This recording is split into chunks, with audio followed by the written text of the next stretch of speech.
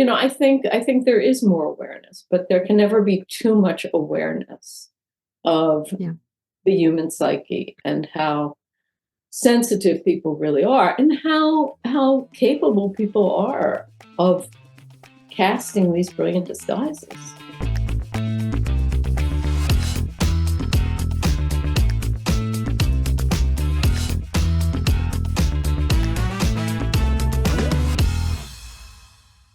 Welcome back to AudioLife, the podcast where we tell your story in your voice. I'm your host today, Carrie Purcell, and today I get to continue my conversation with Susan Kellam, the author of Brilliant Disguise, for part 2 of our conversation. If you missed part 1, it might be a good chance for you to pause this and go back one episode to hear the first part. There are brilliant stories in that episode, which you won't want to miss. And I think, the exhaustion, it was, again, such a high, so much buildup. There's got to be the other side of that, right? Where you're coming down, exhaustion, a bit of burnout, just with all the intensity of the city, which is amazing. You also need to escape to none of that, right? A bit of quiet, some green. And it also spoke to your relationship with your brother, which, I think you say in the book, he came to save you. Right. He was often there to be that support. He was that phone call. He was looking out for you. Even if he wanted you to settle down and get married and have kids like him, it was still his way of looking out for you and wanting the best for you. Mm-hmm. And that's a strong piece throughout. So let's talk a little bit about following the concerts and following that kind of time of recuperating. Is that the end of your work with Muse? Does it continue on? But what happens there? We pretty much shut Muse down after probably 6 or 7 months. So the concerts were in 79. I think it was 81. So I guess maybe it was actually a whole year. Actually, we probably did go on for about a good year thinking that the film would make money. And it took a while because if the concerts were in September, the film didn't come out until July. So we didn't really know until the summer of 80 that we didn't have the kind of money we were hoping to have. So in the months after the concert, there was a lot of work to do because we had to pull the foundation board together. We had to figure out where we would send the money. And that's when tensions were pretty high. I think without naming names, there were people that were involved both with the foundation board and one musician who really, they were really angry at the way things had happened. There was a lot of resentment that we had ever made the film. So, it was not a copacetic environment after the concerts. I think building up to the concerts, we were really a team. And afterward, it was pretty difficult. And, I was head of the foundation, so I was working with a lot of very passionate, very dedicated people. And it was hard to have to say, I don't think we have the kind of money we had hoped to have. Mm-hmm. Which had been promised as well, this idea of Madison Square Garden in New York. The idea was we would have at least $1 million. That was kind of what we boasted we could do, and we didn't. Yeah. We didn't even do half of that. So, yeah. You mentioned, so there are some people on the activist side. There are some people that continued on with the mission for, it sounds like, at least a couple more decades. Many of them still are. Still today, they are. Mm-hmm. Okay. Oh yeah. You do make a reference, not extensive by any means, but there is a reference in the book to today's issues like energy and climate crisis. So what's your position today? I did a blog post on this not long ago. I should say, for the record, at this point, I have solar power on my house. It basically covers all my electrical needs. I use a wood stove in the winter. And also, when I put in the solar power, I put in heat pumps. So I have heat pumps. Between the heat pumps and the wood stove, I'm pretty set. I live in this basic structure of my house is older. And it was built on a lot of rock. So there was never a place to put a real basement. So it never had a furnace. It does still to this day have a monitor with kerosene, but I barely use it. So I like to think that I'm doing what I can do. I am still opposed to nuclear power. I mean, not quite in the way that like Harvey Wasserman is, who lives in California, and he's still an ardent activist. And I do know some of the people even on the board went on to basically say maybe nuclear power is not that bad. I mean, global warming changed a lot. And I think a lot of people, and I respect, I don't get in arguments. I respect people that still think nuclear is carbon free and it's the safest for the environment. I did too much work in that field to believe that we're not capable, or I should say the industry itself is not capable of having additional meltdowns.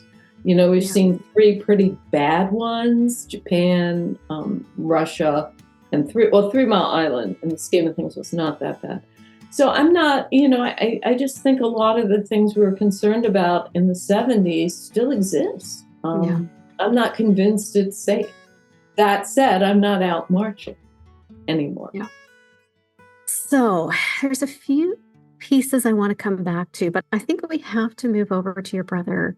And, it's your story, and it really is. It's your story of coming to be. It's also your story of coming to understand what happened to your brother, what he chose.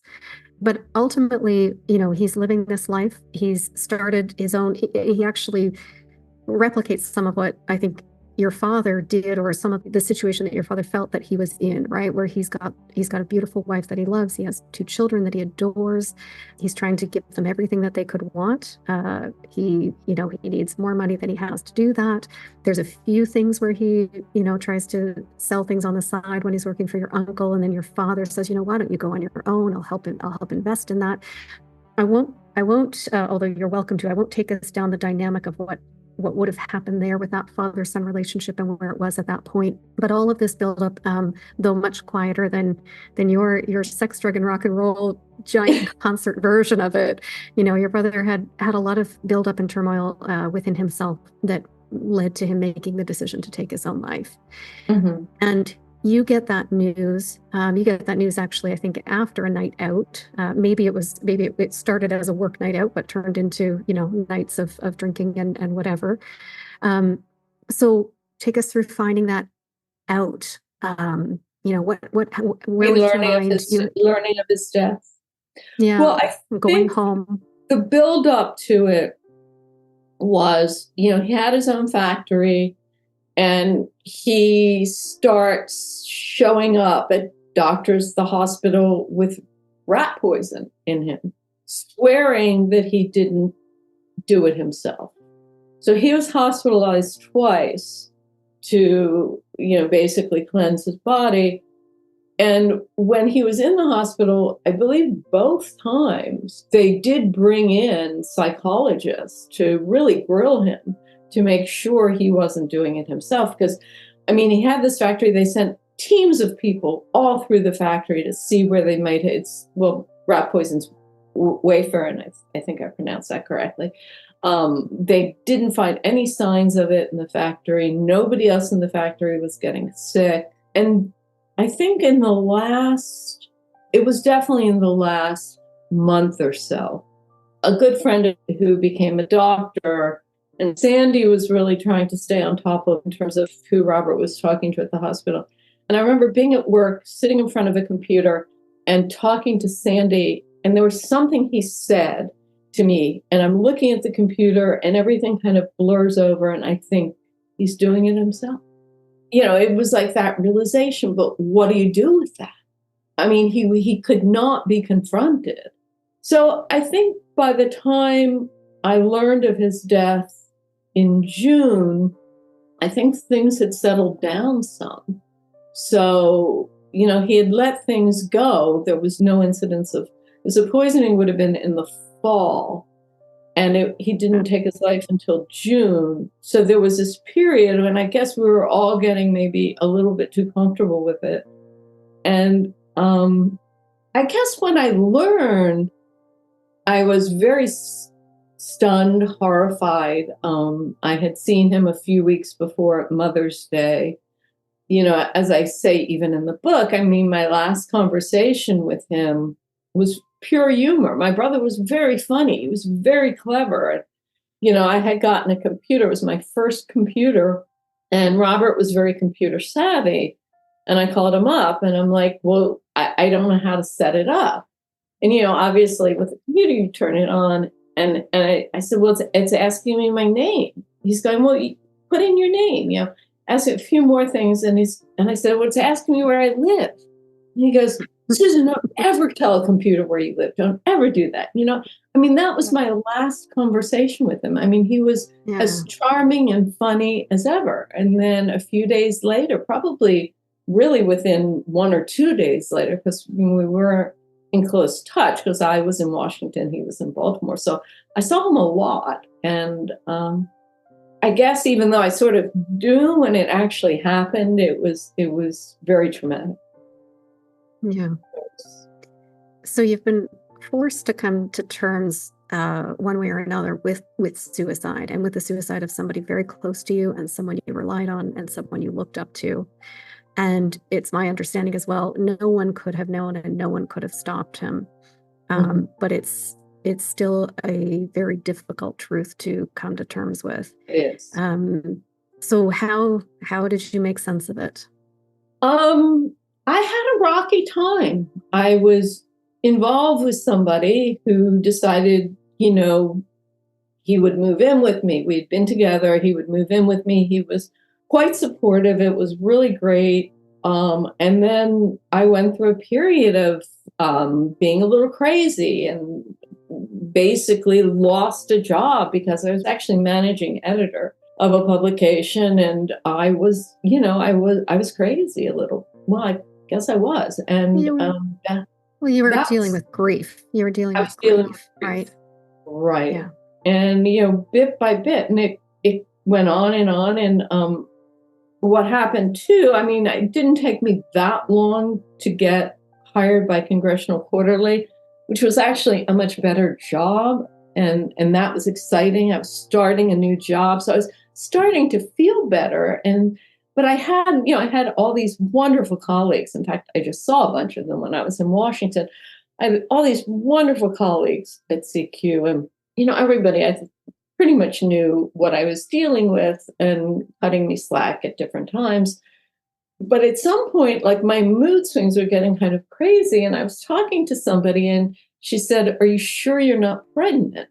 And I thought, well, I'll figure that one out, and I bought myself a test and I walked the dog or ran with the dog, whatever came back, took the test and it was positive. And it was like, suddenly it's like the grief was over. I was pregnant and I was going to have that child. Yeah. So we've talked around a little bit of, the theme of kind of monogamy and love throughout your years up until this point of becoming a mother. And you bring it up when your roommate at the Chelsea house asks you at one point, what do you think of monogamy? Right. We talked about how, it was the 70s. It was some sex, drug, and rock and roll off of the, free love era. And we didn't dig into a lot of what your experience was during that time. Also, your work environment with people running around, flirting all the time, extramarital affairs. All of this was everyday life, whether the wives at home knew about it or not, whether everybody was accepting of all of it. That was the reality that you were in the middle of. You start the book with the lack of nuclear family, the fact that it blew up or melted down.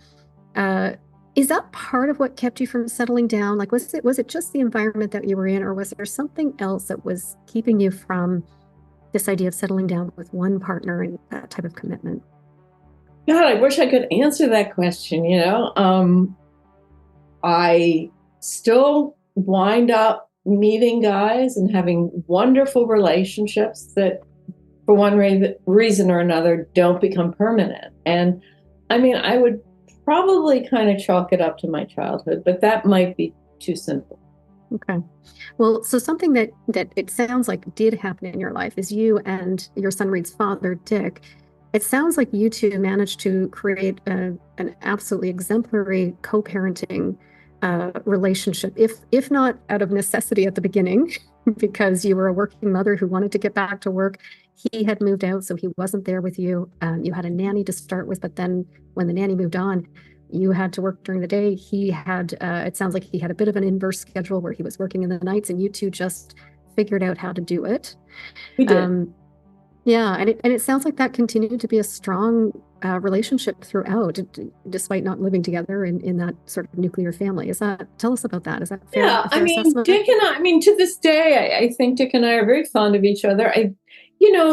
Dick was an all-American runner. He was quite an athlete, and Reed is very athletic and was a very good baseball player. And I think there were times, there's a long stretch, like 8-9 years through his kind of elementary, high school years, where Reed played baseball at a very, very high level. He was recruited to play baseball in college as well, but he finally reached the end of his ability to want to do that. Plus, he was a pitcher, and I think he had hurt his arm.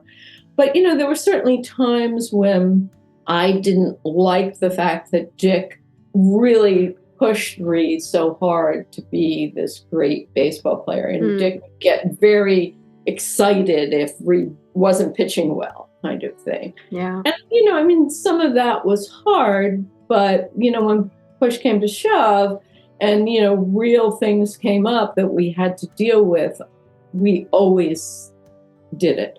Yeah. I think, and it's funny because now I'm not supposed to say anything, but something very exciting is about to happen between Reed and the woman he's been living with. And anyway, I should leave it at that because Reed would kill me. But anyway, Dick and I will be together. We're very excited. And that's wonderful. And how did being a mother change your view on life? It really settled me down. I think it certainly had that impact on my life. I really probably set priorities in a way I hadn't prior to being a mother. Certainly being a mother, I think of as the greatest thing I ever did. Sitting back now is the thing that gives me the most comfort. He's a wonderful Manhattan. He's doing very, very well. I think it's important for me to, knowing that my brother had so much pain in him. It was very important for me to be the kind of mother and give Reed the kind of life that he could fully enjoy and prosper. And he has prospered. He's done very well. And that was very important. Yeah. That's wonderful. And I want to go back to your brother for a moment because we stopped in this conversation at this point of death. But you talk a lot in the book about your view on death. It's kind of wrapped in this, there were a couple of men in your life sending you flowers. And so it was sort of wrapped in this story of how the flowers were a faux pas because flowers, while beautiful, wilt and die and quite quickly. And that's not what this was with your brother. That's not how you see death. That death is an end of a phase, but not that flower wilting and dying. You say in the book that you talk to your brother every day, and if you listen carefully, he speaks back to you. And we talked a little bit about your Jewish background, but we really haven't talked about that a lot. So can you tell us a little bit about your view on death, just to expand on what I've said and how it connects to the Jewish religion and how you feel about that today? Well, my views on death certainly don't jive with what the Jewish people believe because, we don't believe in an afterlife. That differentiates Jewish people from, Christian people. We don't believe that there's an afterlife. Like, this is it. This is what you get. And I think that in terms of the idea of speaking to my brother, I think I do that knowing I'm doing it to comfort myself, knowing this idea that he's out there. It gives me comfort. But I don't really think I'm talking to him. But I like sometimes if I'm driving or if I'm really stressed, sometimes I can almost imagine his arms on my shoulder, kind of massaging my shoulder. But I know that I'm Yeah, but that's the role that he did play. That was a big part of your relationship with him, Right. right? And in a way, you can still get that comfort and confidence that he gave you Right. through the memory of him, right? And through that Mhm. connection of that role he played in your life. Right. Yeah. Exactly. Yeah. And now for a word from our sponsors. Ready to share your stories and life philosophy? Or capture those of a parent or grandparent? Or maybe a corporate package is right for you to build connection across your workforce and add value to your clients. Visit audiolife.io today to learn more. Our listeners will get 10% off using discount code GIFT10 and order number AudioLife Podcast. AudioLife, where memories find their voice. So, as your story goes on, you do talk about how wonderful your father's wife Shirley was, and that unfortunately she did pass on, as did your father. I think you eloquently say it was probably mostly of heartbreak. Aside from those losses, which you're welcome to talk about with us, but it had another impact on your life because your father, as you said, had turned his life around and had been quite successful, and had left, I don't know how much, but a substantial amount to you to be able to, as you say in the book, to be able to stay home, become a freelance journalist instead of a full-timer while you have a young son at home. So tell us about that stage of life. It was great. I feel looking back, it was, I remember I had a friend once said to me, the best thing your father ever did for you was die. And I still cringe when I think that she said that to me, because I don't agree. I had a complicated relationship with both parents, but I'm not happy that my dad died young. Yeah. But yes, I was very surprised. I didn't know exactly how much money he had, and I was struggling. Reed was 4 or 5 years old when my father died, and I had actually left journalism at that time and was the communications VP, I think, for what was then the American Public Welfare Association. So we represented all the state heads of welfare and Medicare and child welfare. So we were like child welfare chiefs from every state. It was a big organization, very political in Washington. And, I had to take Reed somewhere in the mornings, and I couldn't always make an 8:00 meeting. And I think it was starting, plus I was worn out. I think I was just worn out. And when I realized that I didn't have to keep doing this, I was very, it took me a while to realize it, because at first I always thought, well, I like the job. In many ways, it was a very stimulating job, and I love their issues that are very dear to me. But when I finally stopped, so Reed was starting first grade, and I guess I did it for about 5 years. I did become an adjunct professor for both American University and GW. So I did have that. And then I had a number of clients that I did writing for, and plus my own writing. So between so I was very busy, but it was all my hours. And yes. I know that once Reed hit like 5th or sixth grade, I decided it was time to go back to work. And I was very fortunate. In retrospect, I was very fortunate because first the Urban Institute hired me as an editor-writer, and that was a good job. But then Brookings brought me over there as a communications expert. And that was actually, that was very stimulating and exciting. And it was a perfect way to end my full-time career.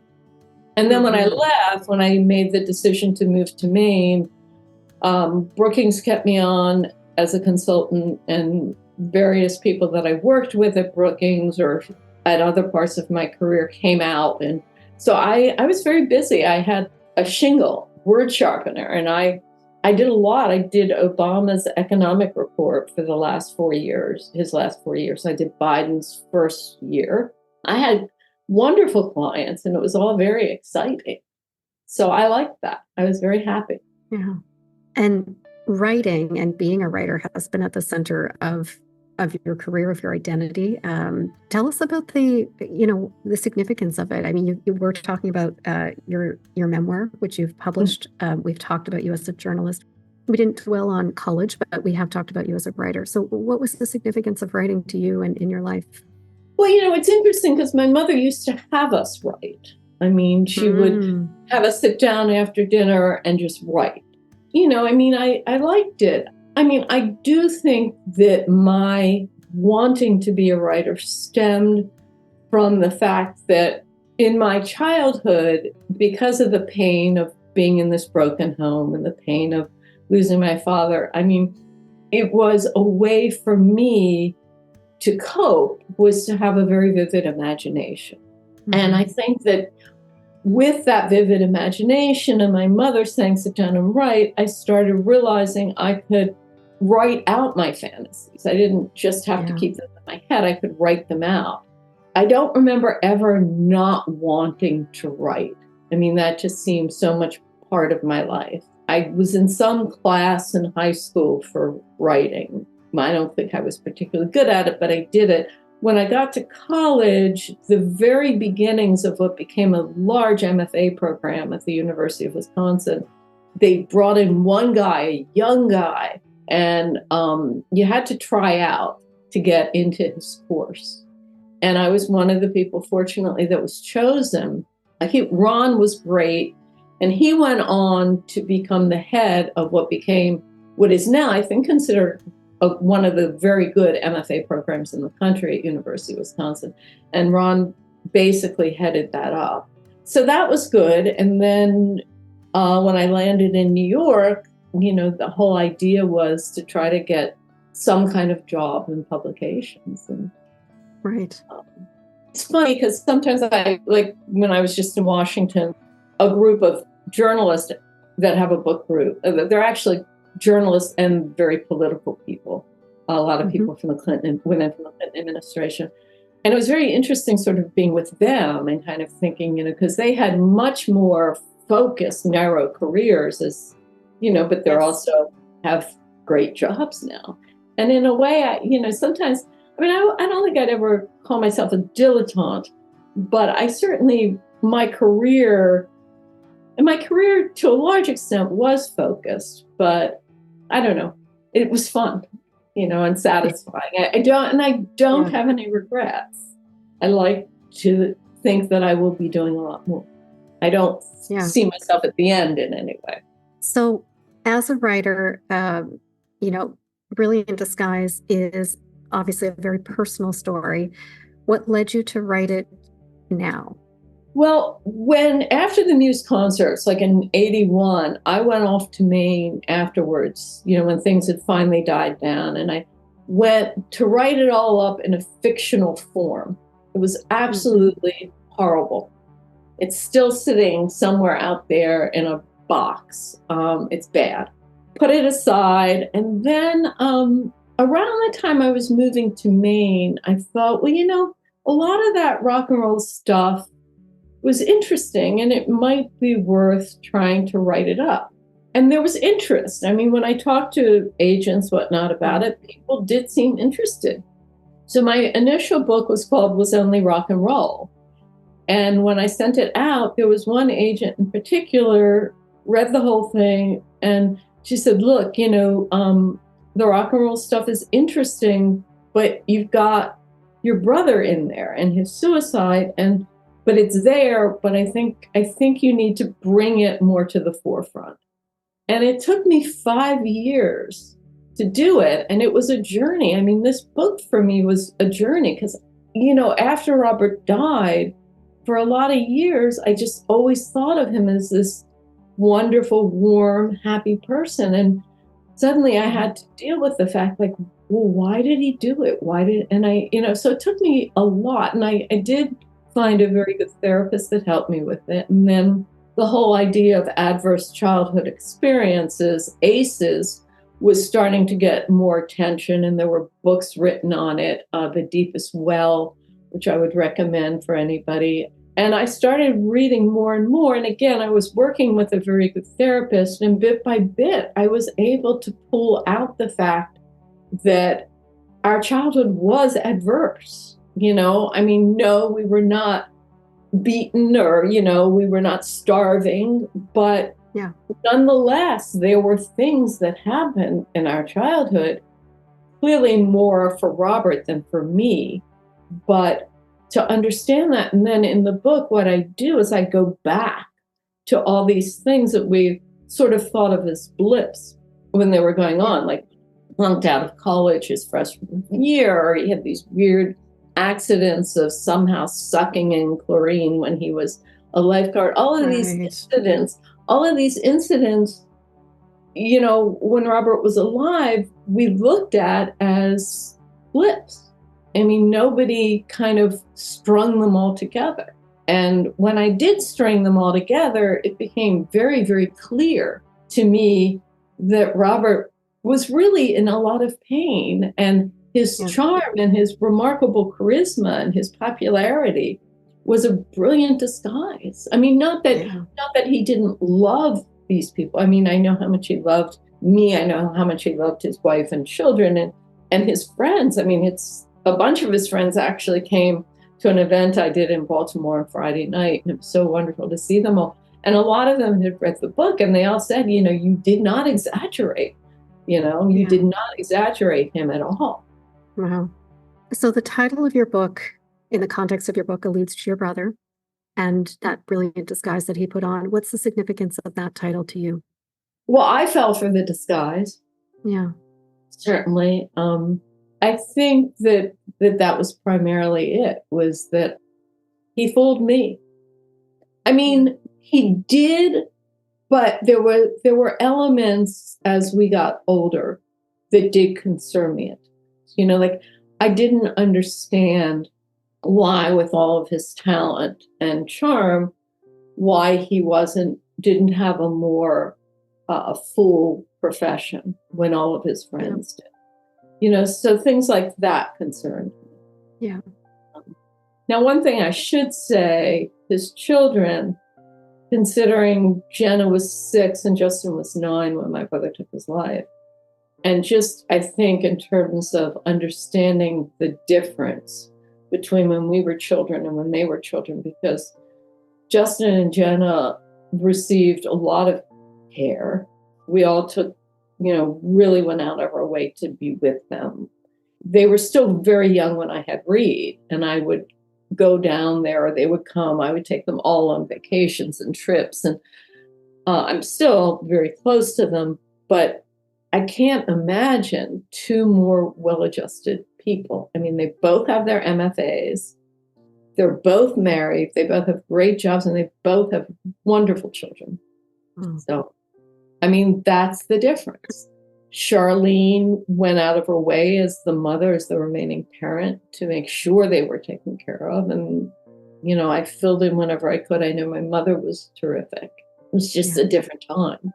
And looking back, had Robert and I had more attention, when this explosion happened and our father was gone and we were in a new house, had there been more effort to make us not feel belittled, or that we were somehow less than because we didn't have a father, but that didn't happen, unfortunately.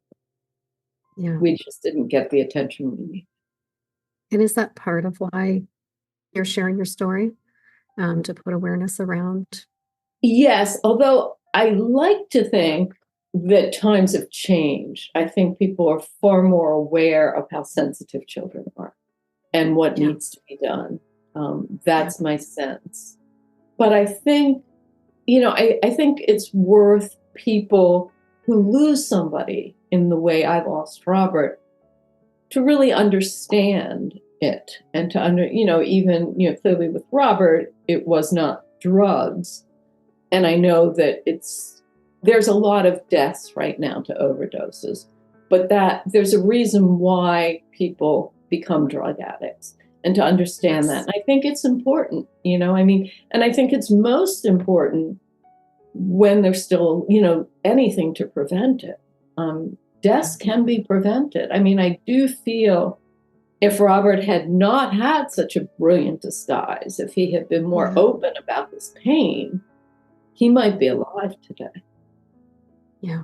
And that's difficult. But, I think there is more awareness, but there can never be too much awareness of the human psyche and how sensitive people really are and how capable people are of casting these brilliant disguises. Yes. I've seen, I believe, and you've shown in your career that art can have such an impact on spreading a message and teaching people. And I think you are doing that with brilliant disguise. I mentioned earlier I was going to come back to this, so I'm going to change the tone slightly, and I want to ask you kind of out of left field, what role does music play in your life today? That's actually an interesting question. I'll tell you, I live in an area in mid-coast, very musical around here, which means that they get together regularly, outside, inside, and there's music. I just had my 70th birthday party, and I invited all these people, and there was just music throughout my party. I like going to concerts, but I don't rush to go to concerts anymore. The irony is that even in my Rolling Stone days, when I was at concerts all the time, I sometimes get a little claustrophobic in a room with very loud music and a lot of people. Mm-hmm. So concerts aren't really my favorite thing, but my group of friends and all of the being surrounded by wonderful musicians and being able to sit outside and hear them, or we have Marky Monday, which is coming up, and it's a very dear friend who's a beautiful voice and pianist, and on Monday nights he goes to the local Narrows Tavern with his keyboard and sings, and we all love it. So music, I think of as it's a more personal thing now. I mean, it's different than going to concerts. These are people I know. These are people that, I invite over to play music and love it. Oh, that's beautiful. Despite the very thorough conversation we've had today, we still have not covered everything that you shared in your book, Brilliant Disguise. There are so many more stories, including the beautiful background that I can see out your window. We haven't talked about your wilderness escape. We haven't talked about so many other pieces. And I encourage everybody listening to listen to the rest of the story, to go and read it, to really enjoy how it's written and how you weave together insights and understanding and really that full picture. But hopefully we still gave people a little bit that wasn't in the book that they could hold on to as well. So Susan, I want to thank you for the valuable conversation today and for sharing your story so openly with us. Before we wrap, was there anything else you wanted to share that I haven't asked you about? I appreciated all the questions, and it's interesting how I just finished this sort of mini book tour in Baltimore, Washington. It's interesting how many people do ask mostly about my brother, which is interesting. And I liked being able to talk about the Muse concerts as well, because it was an exciting time. So I appreciate all the questions. Thank you. Well, thank you. And it truly is your story. And I know there are these big moments that make up part of our story. And a sibling is a big part of that story, and his life ending early is a big part of that story. But this was your story, and this was you coming of age and discovering yourself and making sense of your childhood and making sense of your brother's decisions, realizing the hurt that was there, and unpacking relationships with your mother and father and becoming a mother. And I hope that we captured a lot of that story today. It seems like you did. Like you said, I think reading the book is its own experience, but I would like to think that a lot of what I said today, maybe when somebody reads the book, they may respond more strongly to stuff that I write. Yeah, I think that connection, I love to read. I have a strong literature and publishing background, but the connection to the voice, the authenticity of hearing you just spontaneously be able to speak about it is a human connection that I think is incredibly important. So that's why we're doing this today. Well, thank you very much. Thank you so much, Susan. Okay. You've all been listening to AudioLife. the podcast where we share your story in your voice. I've been your host today, Carrie Purcell, with author, journalist, activist, mother, daughter, grandmother, sister, Susan Kellam. You can watch our conversation on YouTube. The channel is AudioLife Memoirs, or hear it on your favorite podcast app. Until next time. If you like what you heard today, consider recording your own AudioLife private podcast or giving one to a loved one for a unique and memorable gift. Today, AudioLife listeners will receive 10% off using discount code GIFT10 and order number AudioLife Podcast. Also, remember to rate our show and subscribe so you'll never miss an episode.